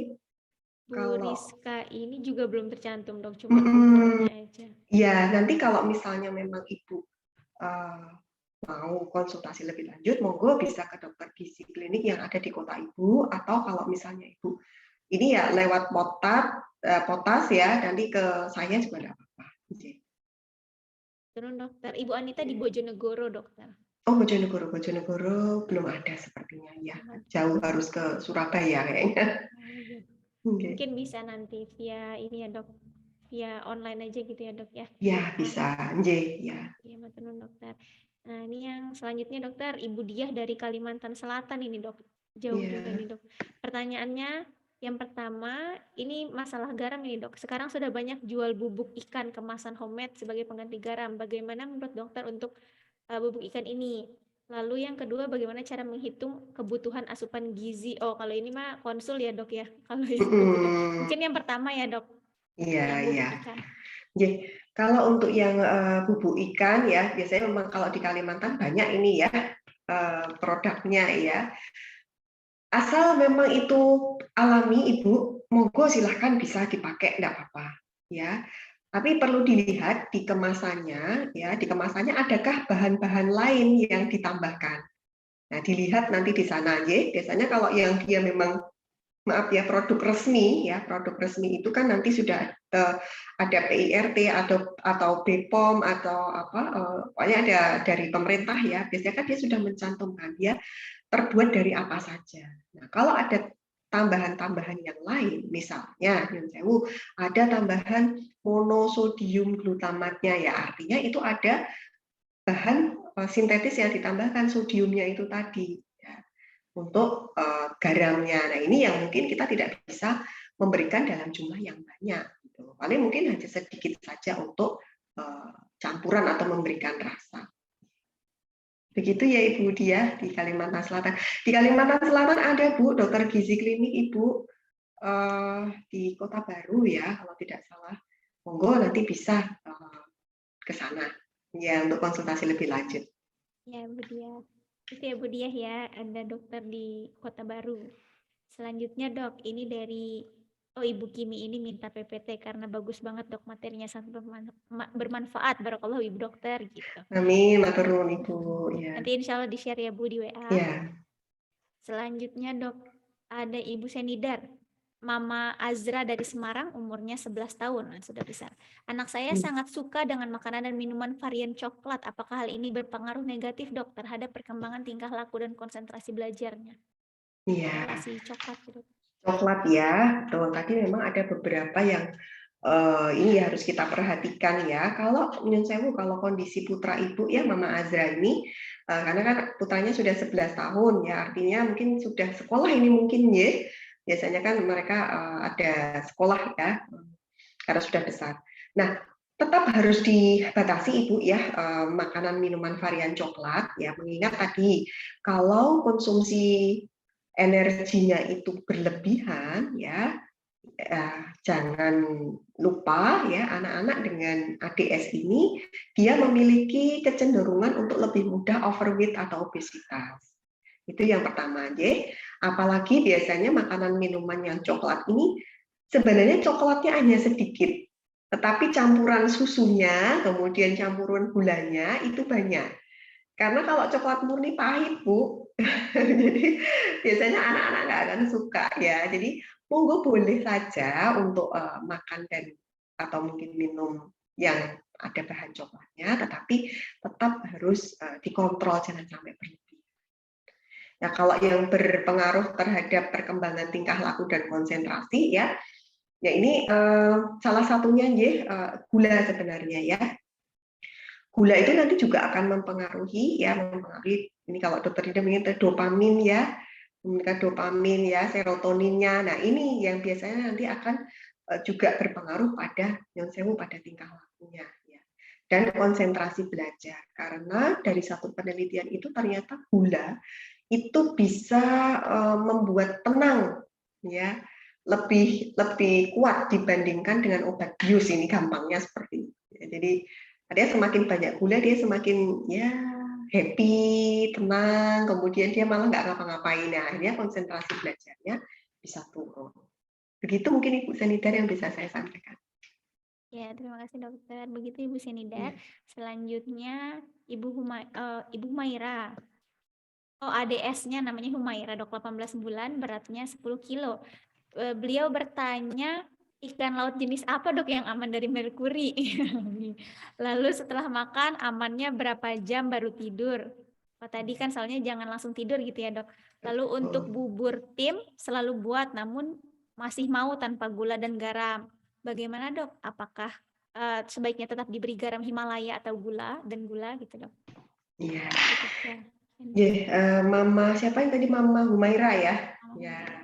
Mama Humaira ya, jadi ini putrinya kan 18 bulan, sesuai 10 kg ya. Nah, ini untuk makan ya, setelah makan ya, upayakan paling tidak 1 jam. Ya, 1 jam baru tiduran ya, jangan sampai kurang dari itu ya, artinya biar makanannya itu turun terlebih dahulu ya. Kemudian untuk bubur ya, tadi bubur masih mau tanpa tim tanpa gula dan garam. Sebenarnya Bu ya, untuk MPASI untuk yang sekarang ini panduan yang sekarang itu kita masih bisa menambahkan garam dan gula.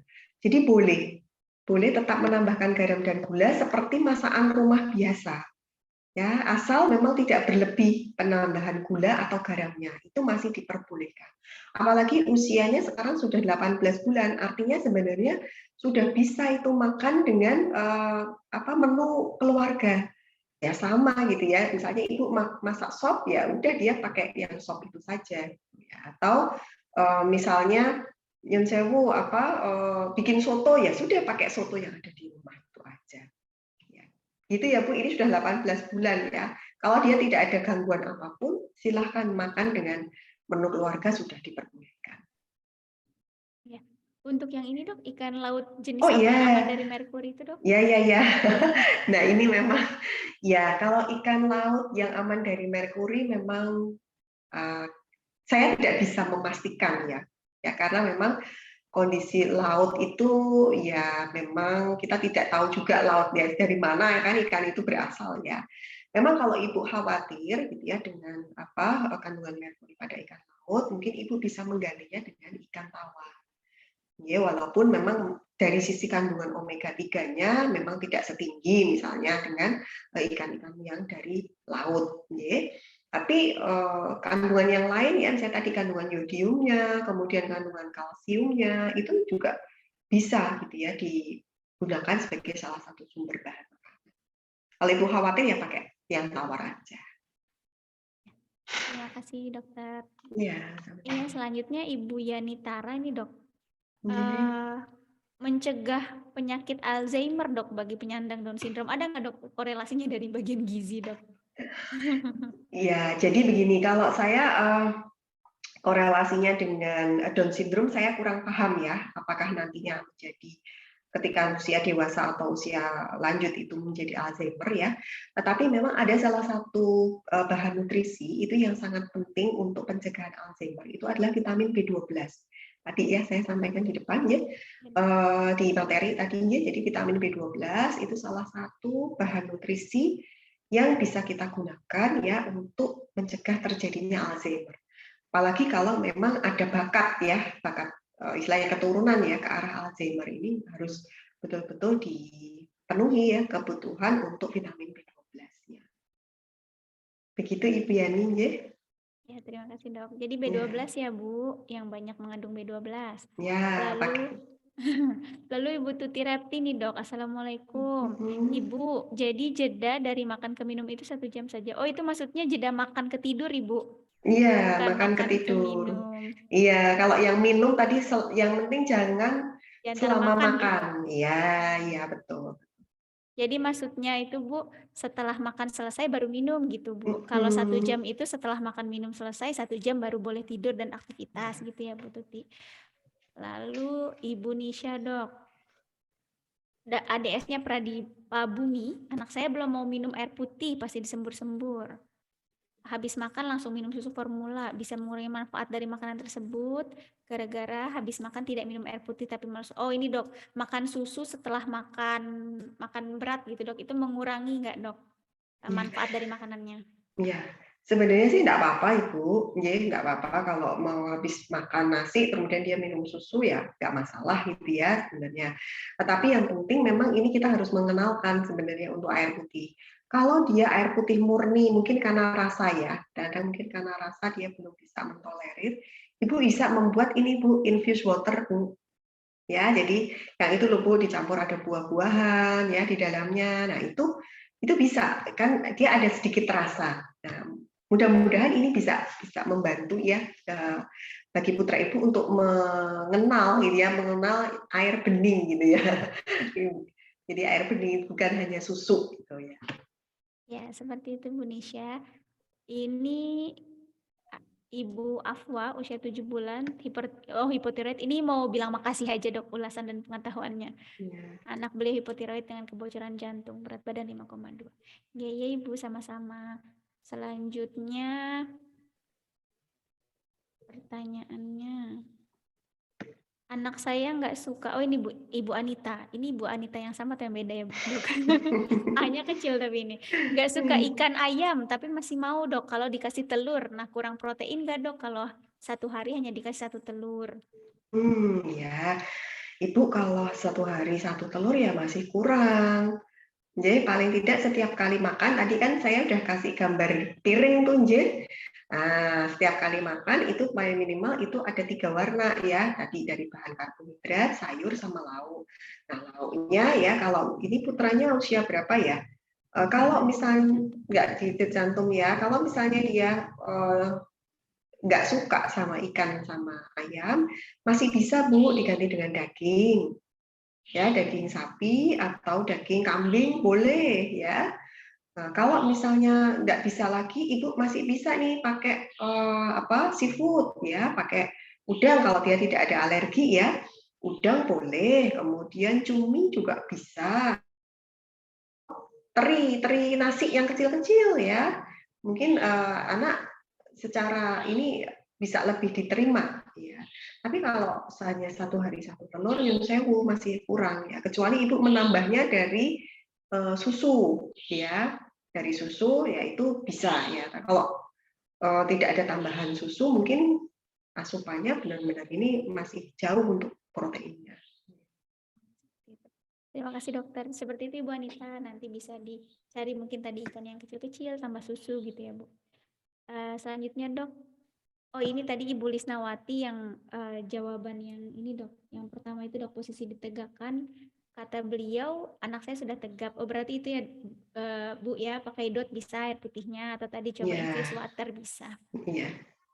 Lalu, ini dok, ADS kami bernama Alfat, 5 tahun 4 bulan di Sragen. Susah dan kurang minum air putih, kalau makan nasi harus berkuah banyak. Kami yakin Alfat sangat kurang minum air putih. Bagaimana menumbuhkan minum air putih tadi sama ya dok ya? Infuse water tadi bisa, pakai DOT Bisa, bisa. iya.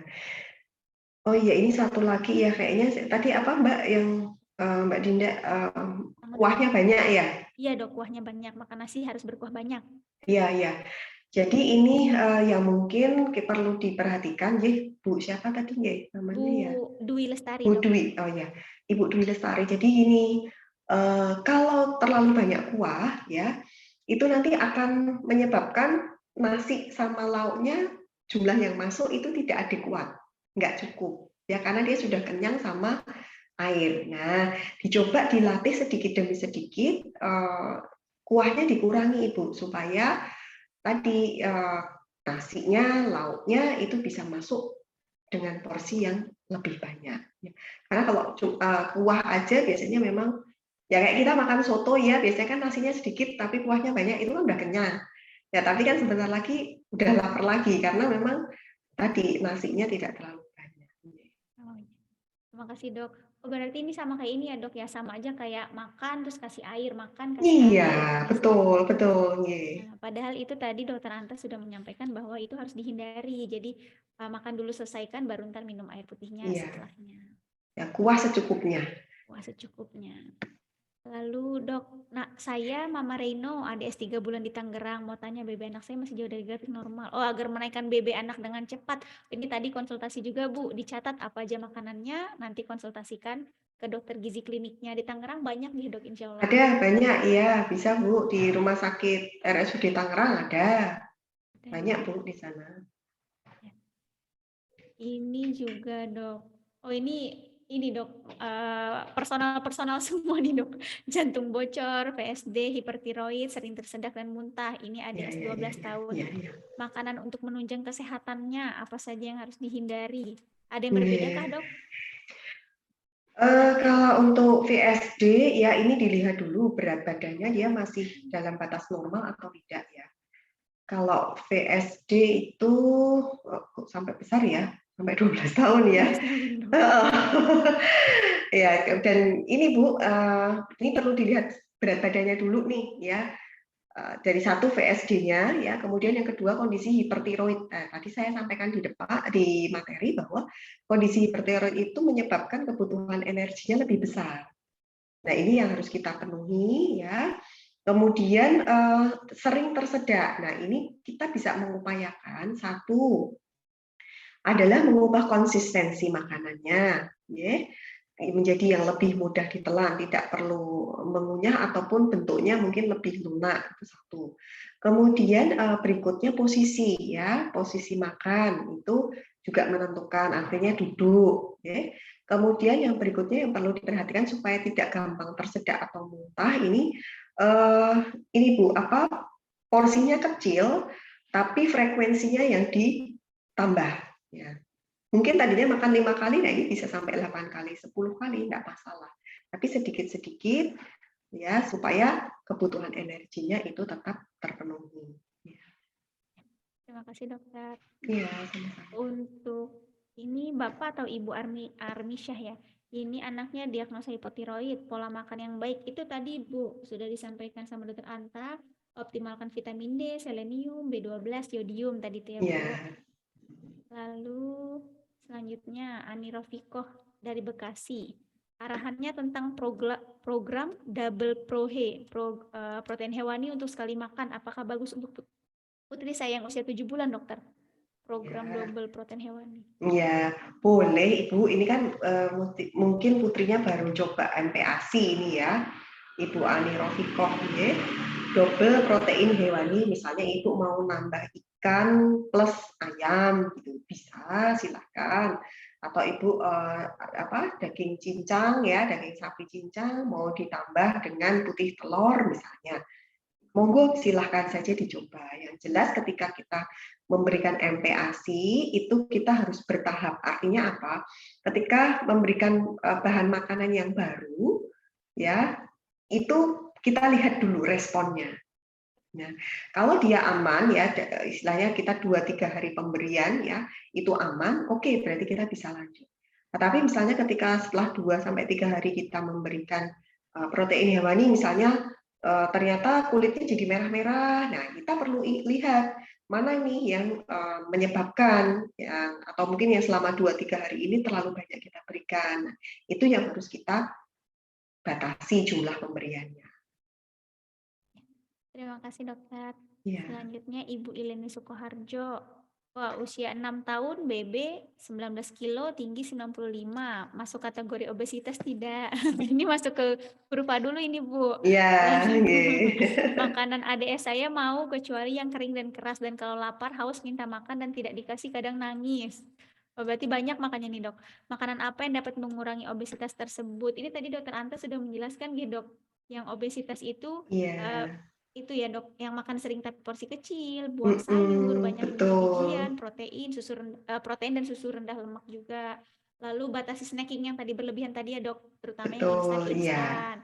Cukup minum, Bu, kurangi minuman manis, tadi ada di PPT juga. Lalu banyak aktivitas sama ajak anak dalam proses masak tadi ya, Dok. Mungkin ada tambahan, Dok, untuk ini? Satu lagi, aktivitas fisik ini kan udah 6 tahun ya. Ya, diajak aja Ibu, misalnya sepedaan ya kalau dia sudah bisa bersepeda, atau jalan-jalan ya supaya apa yang dimakan itu keluar gitu ya, terpakai jadi energi ya. Itu tambahannya sih, Mbak. Ya, terima kasih dokter. Seperti itu Ibu Ilene. Lalu kalau ini Ibu Yuyu, Assalamualaikum, Dok. Anaknya suka sekali makan ayam goreng, lauknya ayam goreng terus. Oh, ini tadi udah jelas Dokter Anta menyampaikan bahwa harus bervariasi ya, Dok ya. Ya, sesuai tadi kebutuhan gizi. Gimana, Dok? Boleh ayam goreng, tapi harus ada tambahannya, ditambah sayurnya, ditambah dari protein nabatinya, jadi lebih lengkap. Iya. Lalu Dava Bagus, anaknya udah usia 15 tahun, asam lambungnya suka naik. Sekarang kasihan, Dok, makanya dibatasi tidak boleh susu atau mengandung kafein. Anaknya Dava, bisa sembuh nggak, Dok, ini asam lambung seperti ini, Dok? Ya, bisa Ibu, bisa ya. Pertama dilihat dulu apakah di Dava ini ada kegemukan ya. Tadi saya sampaikan kalau dia overweight atau gemuk itu memang juga salah satu pemicu untuk jadi lebih gampang muntah ya, regurgitasi itu satu. Ya, kemudian tadi jangan habis makan, jangan tiduran ya. Itu juga merupakan salah satu tips supaya dia tidak gampang muntah ya. Tapi bisa sembuh kok asam lambung ini. Seperti itu ya Bu Dava, bagus. Insya Allah bisa sembuh, bisa membaik. Lalu ini Dok, sepertinya ini terakhir Dok. Dok, untuk ADS dengan epilepsi usia 2 tahun, bagaimana ya Dok? Itu mungkin untuk epilepsi kasusnya Dok. Ya, kalau untuk epilepsinya sendiri, monggo Ibu nanti bisa lebih lanjut ke dokter spesialis anak yang saraf, bagian yang saraf. Kemudian, nah ini Bu, biasanya kan epilepsi itu ada saat-saatnya dia kambuh. Ya, jadi ada. Nah, ini yang perlu Ibu perhatikan, ketika akan kambuh itu ada tanda awalnya enggak? Nah, maksud saya, kalau ada tanda awalnya, Ibu harus perhatikan. Karena kalau dia epilepsi kambuh kan kadang terus ada yang jenisnya tonik-klonik gitu ya. Jadi ini kan tergantung ininya ya. Ada yang cuma mungkin hanya diam sebentar saja, dia ada yang sampai mungkin kejang kemudian keluar buih ya, busa ya dari mulutnya. Ada yang sampai seperti itu. Nah, yang perlu kita perhatikan adalah ketika kita memberikan makan, ya ini kita harus sambil melihat kalau ada ke arah tanda-tanda yang memang putranya itu ini mau muncul nih ya, mau muncul serangan epilepsinya, sebaiknya makannya itu diberhentikan terlebih dahulu supaya apa? Tidak tersedak. Ya, dan resikonya kalau dia sedang serangan dan ini ya kejang gitu ya, serangannya jenisnya itu resikonya akan tersedak. Jadi perhatikan saja Bu, kira-kira gitu ya kalau mau serangan itu tandanya apa. Misalnya kadang-kadang ada nih matanya tiba-tiba agak mulai ngelirik-ngelirik nggak jelas gitu. Nah itu kalau pas dia lagi kita suapin atau minum ya, minum susu misalnya kalau putranya pakai dot ya, itu kita coba lepas dulu aja. Untuk mencegah tersedak ya dok, terima kasih dok. Iya. Selanjutnya, oh ini dok, ada yang lihat 2 lagi deh dok. Singkat aja nggak apa-apa dok. Sebelum ini ibu-ibu udah ya, ini saking semangatnya nih dok. Jam 9 kita akhiri ya Bu. Ini apakah asupan gizi berimbang dok? Ini anaknya Ersilia, anak Ibu Kimi. Apakah asupan gizi seimbang itu bisa mempengaruhi atau meminimalisir retardasi mental dok, baik mild maupun moderat dok? Matur nuwun gitu. Bisa nggak dok? Ada Ini maksudnya pada yang sudah ADS? Ya, ADS, ada retardasi mental. Lalu ini asupan gizinya ini bisa meminimalisir nggak dok gitu? Biar tidak retardasi mental atau berkurang. Ya, kalau mungkin karena ini adalah genetik ya Ibu ya. Jadi memang agak sulit sebenarnya kita untuk istilahnya meloncat ya. Meloncat itu agak sulit, tetapi paling tidak pada kondisi yang sekarang itu bisa optimal. Ya. Jadi tadi termasuk terutama adalah kebutuhan vitamin dan mineral. Jadi ada beberapa vitamin dan mineral itu yang memang sangat berfungsi untuk persarafan ya. Misalnya tadi saya sampaikan vitamin B12, kemudian ada vitamin B6, ya termasuk juga di vitamin D, ya nanti mineral ada kalsium, ada selenium, ya kemudian ada zat besi, itu semuanya nanti akan berperan, ya berperan pada perkembangan otak ya.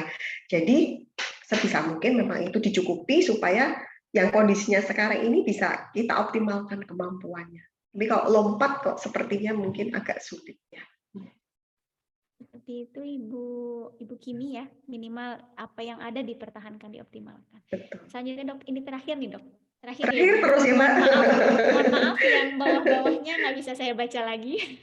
Ini dok, izin bertanya, ada dokter yang menyarankan lemak tambahan seperti keju, ada juga yang tidak menyarankan, tapi lemak tambahannya alami aja seperti santan. Ini ADS-nya 7 bulan dok, jadi bagusan keju apa santan dok gitu? Mana yang lebih baik dok? Tuh penjelasannya dok. Ya, sebenarnya itu sama-sama mengandung lemak. Yang satu itu asalnya dari hewani, ya keju kan dia dari susu ya, dia produk susu. Kalau santan itu dari ini tumbuhan ya. Jadi sama-sama sebenarnya sama-sama mengandung lemak. Saya silakan saja, Ibu mau pilih yang mana boleh. Tergantung dari respon anaknya.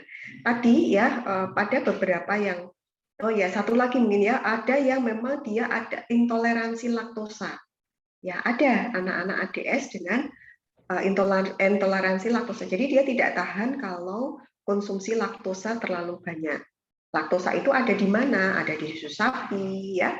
Nah, terutama di susu sapi. Nah, keju ini kan banyak dari susu sapi. Nah, kadang-kadang kalau pada anak-anak yang ada intoleransi laktosa ini, dia konsumsi keju terlalu banyak, maka muncul gangguan pencernaan. Bisa terjadi diare. Ya. Nah, kalau santan, ya saya sarankan santan boleh digunakan, tetapi tidak dipanaskan berulang-ulang, karena itu nanti akan berubah ya lemaknya yang tadinya lemak yang baik gitu ya, dia akan terpotong gitu ya menjadi lemak trans kan. Kadang-kadang kalau dipanaskan terus-menerus terus minyaknya muncul ya. Ini yang tidak kita harapkan, memberikan lemak jenuh ya yang mungkin jumlahnya banyak. Terima kasih dokter. Ya sudah selesai, alhamdulillah dok. Masya Allah, ini tadi udah terakhir Ibu Ani Rofikoh nih, Masya Allah nih dok Anta sudah berbicara non-stop dok, dari setengah 8 sampai jam 9 ini udah 1,5 jam, Masya Allah.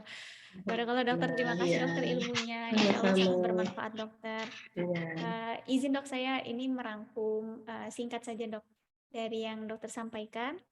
Nanti ibu-ibu bisa lebih lanjutnya lihat lagi di YouTube ya Bu, gitu. Nanti juga materinya Insya Allah boleh di-share nih dok. Boleh silahkan. Ya, nanti ditunggu ibu-ibu di WA ya. Jadi ini pertumbuhan anak dengan Down syndrome tadi kan tuh beda, ada kurvanya tersendiri. Maka untuk itu, untuk mengetahui harus disesuaikan dengan kurvanya. Nanti boleh konsultasi ke dokter spesialis gizi klinik. Gitu. Tadi yang banyak masih ada pertanyaan bagaimana ningkatin berat badan, itu nanti tinggal dicatat aja lalu datang ke dokter gizi klinik untuk konsultasi lebih lanjut. Karena itu personal ya dok, untuk Iya, setiap betul. orang. Jadi kebutuhan gizinya sebenarnya sama, cuman tinggal disesuaikan dengan kondisi masing-masing gitu.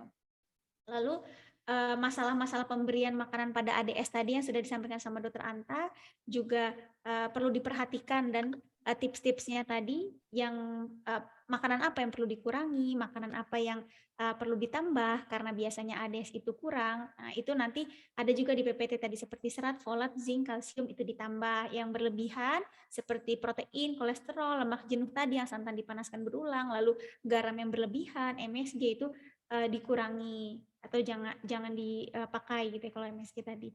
Lalu yang ketujuh poin selanjutnya, lalu ada kondisi-kondisi kesehatan yang sering dijumpai pada ADS. Tadi banyak juga pertanyaannya, ada overweight, diabetes, celiac disease gitu, terus konstipasi, penyakit tiroid tadi banyak juga, sama GERD. Ini masing-masing poinnya itu sudah dijelaskan sama dokter Anta sangat rinci, dan ada intervensi gizinya juga. Jadi nanti kalau Ibu lihat di PPT di sebelah kanan itu intervensinya. Nah, nanti Ibu lihat. Tadi kan masih ada pertanyaan, dok, anak saya hipotiroid, tadi yang belum kejawab ini. Bagaimana makanan yang baik? Tadi ada yang nanya juga vitamin D itu nggak kejawab apa aja. Itu ada di PPT, ada lengkap jenis makanan apa aja tadi, jamur, telur, gitu, susu, ikan. Nah, nanti bisa dilihat di PPT lebih lanjut, dan bisa dengerin lagi di YouTube-nya Dokter Anta. Nah, untuk selebihnya yang personal-personal bisa tadi dicatat apa saja yang anak ibu makan sebelum konsul nih, besok mau konsul, hari ini tuh dicatat makanannya apa aja. Nah, nanti datang ke dokter gizi kliniknya, nanti beliau yang menyesuaikan gitu kebutuhan gizi anak ibu gitu. Yang harapannya semoga bisa sesuai dengan kurvanya dan semoga mengoptimalkan apa yang ada ya dok ya. Ya, betul. Ya, seperti itu aja. Terima kasih Dokter Anta atas ilmunya. Sama-sama. Ya. Insya Allah bermanfaat sekali dokter. Ya, saya mohon maaf kalau masih banyak kekurangan. Wah, ini sangat Ada yang lebih tidak banget berkurang. Ini lebih sekali dok. Keren banget tuh dok. Banyak yang bilang materinya luar biasa dok, lengkap gitu. Pada banyak yang mau minta nih dok. Nah, Ya, terima kasih. Dan bermanfaat ya untuk ibu-ibu ya. semua. Amin, insya Allah bermanfaat dok. Ya, terima kasih juga untuk ibu-ibu panitia, ibu-ibu pengurus, dan ibu-ibu peserta Zoominar kita kali ini yang sangat antusias gitu. Selanjutnya, apakah ini ada foto-foto dulu, Ibu Lulu, Ibu Deti, Ibu Vera? Apakah ada foto-foto? Boleh Mbak, difoto aja Mbak Dinda ya. Ya, ada yang ini Bu. Mau dinyalain dulu kameranya yuk. Kapan lagi foto sama Dokter Anta nih? Ada adik belum tidur ya. Ibu-ibu sudah siap? Ya. Bentar. Aduh. Bu, ngapunten ini Bu. Keyboardnya baru diganti sama suami saya Bu. Kok ini nggak ada ininya ya? Print screen-nya. Ya, Boleh yang ada bisa. Saya ini ya Mbak, saya bantu. Sama saya aja ya Mbak Dinda. Oh ya, Mbak. Oh ya, terima kasih. 3 kali ya. 1, Ya. 2, 3. Ini mulai 2 ya. Ya. 1, 2, 3. Sekali lagi. 1, 2, 3. Sudah. Ya. Terima kasih Bu Dewi. Sama-sama Mbak Dinda. Iya. Terima kasih Ibu-ibu. Ini mungkin ada yang mau ngasih kesan-pesan sedikit buat Dokter Anta dan pengurus atau yang lainnya? Satu aja Bu. Ada? Monggo Bu. Nggak ada? Kalau nggak ada saya akhiri. Mbak Dinda ada sertifikat ya buat Dokter Anta sama pengumuman door prize buat peserta. Oh iya, ya benar. Sertifikatnya dikasihnya online atau bagaimana Bu? Maksudnya ditampilkan atau bagaimana Bu?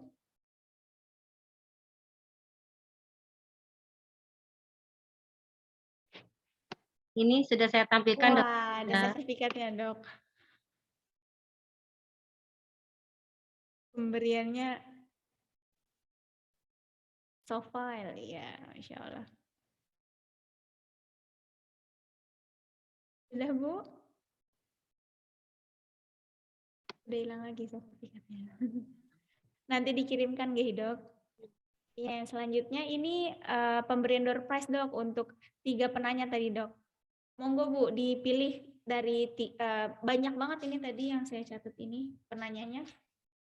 Wah, ini yang beruntung Ibu Rizka Puspita, yang anak Alisha tadi ya, Bu. Terus Ibu Senida, yang mamanya Azra, sama Ibu Dwi Lestari. Ya, ini hubungi Bunda Lulu, ini nomornya yang tertera di sini.